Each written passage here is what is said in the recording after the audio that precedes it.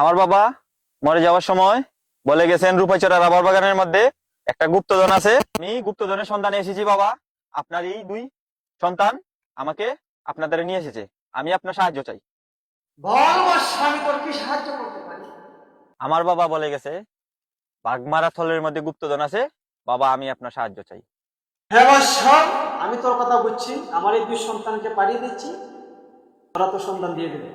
爸，你走，小孩小小，我看有我过，你快个家，哦，呀，就走。